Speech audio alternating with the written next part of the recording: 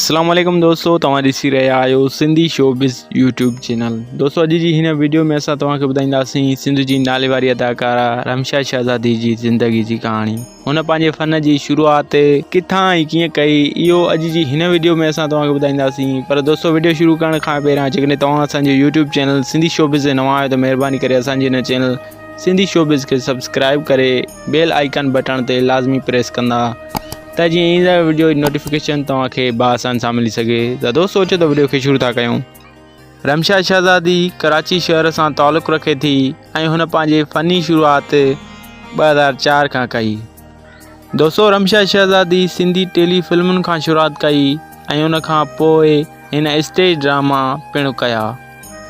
उन खां पोइ हीअ आहिस्ते आहिस्ते मशहूरु थी वई ऐं हिन जो KTN ते तमामु वॾो सोप सीरियल जेको हलियो हुयो, जंहिंजो डायरेक्टर अब्दुल मन्नान अब्बासी हुयो, उन ड्रामे जो जेको नालो हुयो कंडनि जी सेज।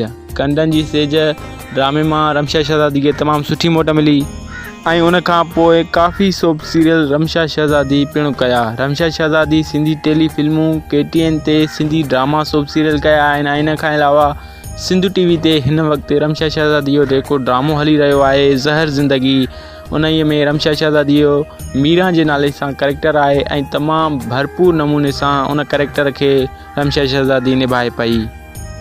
ऐं इन खां अलावा रमशा शहज़ादी स्टेज ड्रामा लाड़काणे में काफ़ी पिणु कया आहिनि ऐं हिन वक़्तु रमशा शहज़ादी शादी करे छॾी आहे ऐं संदसि खे हिकु पुट जी औलाद बि पिणु आहे।